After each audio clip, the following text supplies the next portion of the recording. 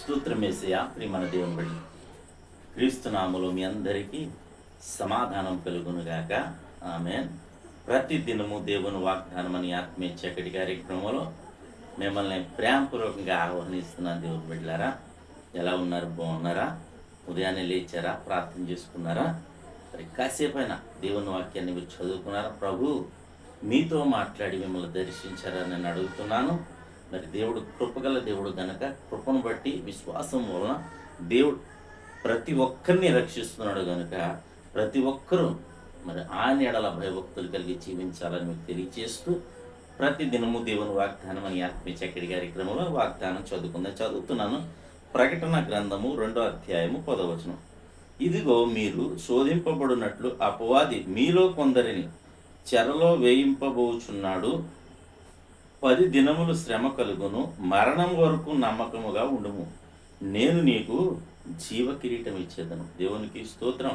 చక్కటి వాగ్దానం ద్వారా ప్రభు మనతో మాట్లాడుతున్నాడు. 10 దినాలు శ్రమ కలుగుద్దట. ఎందుకంటే అపవాది అనేవాడు మరి దేవుని ప్రజలైన మనలను మరి శోధించాలని, శ్రమ కలిగించాలని, మరి చెరలో వేయాలని, తద్వారా మనకు శ్రమ కలగాలని చూస్తూ ఉంటాడు గనుక మరి ఆ కారణంగా మరి 10 దినాలు మనకి శ్రమ కలిగినా సరే దేవుడు ఏమంటున్నాడంటే మరణము వరకు నమ్మకంగా ఉండు, నేను నీకు జీవ కిరీటాన్ని ఇస్తాను, అలాగే నీకు విడుదలని ఇస్తాను, అలాగే నిన్ను మరి హెచ్చిస్తాను తగిన సమయంలోని దేవుడు వాగ్దానం చేస్తున్నాడు కనుక ఈ దినం అనేక మందికి శ్రమ కలిగి ఉండొచ్చు, ఇబ్బందులు కలిగి ఉండొచ్చు, వ్యాధులతో ఉండొచ్చు, అవమానాలు గుండా వెళ్ళొచ్చు, రకరకాలైన పరిస్థితుల్లో మీరు వెళ్తూ ఉండొచ్చు. అయితే నా ప్రభు ఏమంటాడంటే నిన్ను మరణం వరకు నమ్మకంగా ఉండమంటున్నాడు.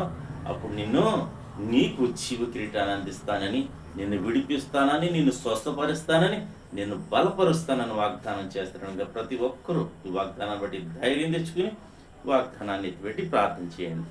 దేవుడి మాటలు దీవించునుగాక. ఆమెను ప్రార్థన చేసుకుందాం. స్తోత్రము తండ్రి, వందనాలు యేసయ్యా. అయా, ప్రతి దినము దేవుని వాగ్దానం అని ఆత్మీయ చక్కటి కార్యక్రమంలో తండ్రి మీరు ఇస్తున్న వాగ్దానం బట్టి స్తోత్రాలు.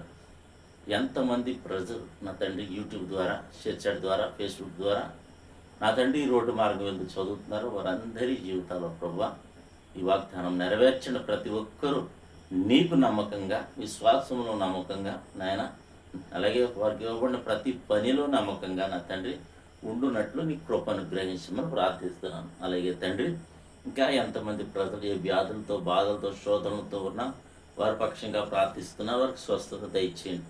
గర్భఫలాన్ని ఇప్పుడు గర్భఫలాలు దయచేయండి. బిడ్డలు లేని వారికి బిడ్డలు దయచేయండి తండ్రి. అలాగే ప్రభువా నా తండ్రి చదువుకొనిచునుగా బిడ్డలకు తోడై ఉండండి, చదివించే శక్తిని తల్లిదండ్రులు దయచేయండి. అలాగే నీ బిడ్డల యొక్క ఆలోచనలు, ఆశయాలు నా తండ్రి ఉద్దేశాల్లో, వ్యాపారాల్లో, వ్యవసాయాల్లో, పాడి పంటల్లో సమస్తంలో మీరు తోడైండమని, పారిశుద్ధ్య కార్మికుడు మొదలుకొని ఉన్నతమైన అధికారి వరకు నా తండ్రి ప్రతి ఒక్కరికి నీ కాపుదలని దీవెన ఉంచమని, ఈ దినం ఎవరైతే మ్యారేజ్ డే బర్త్డే జరిపించుకుంటారో వారందరికీ క్షేమాన్ని, సమాధానాన్ని సంవత్సరం అంతా నీ దయకిరీటం ఉంచమని, అలాగే యుద్ధం ప్రభా నేను ఆపినందుకు నీకు వందరం. మరలా నేను హెచ్చరికలు జరుగుతూ ఉన్నాయి, అయినప్పటికీ నీ కృపను బట్టి యుద్ధాలు జరగకుండా మీరు ఆపమని, ప్రజలందరినీ రక్షించమని క్రీస్తు నామములో అడుగుచున్నాము తండ్రి. ఆమేన్. నేను నమ్ముతున్నాను ప్రియ దేవుని బిడ్డలారా, ప్రభు మనందరినీ బలపరిచిన విధానం బట్టి మరి వీడియోని అనేక మందికి లైక్ చేయండి, అనేక మందికి షేర్ చేయండి. తద్వారా దేవుడు నిన్ను కుటుంబాన్ని దీవించునుగాక. ఆమేన్.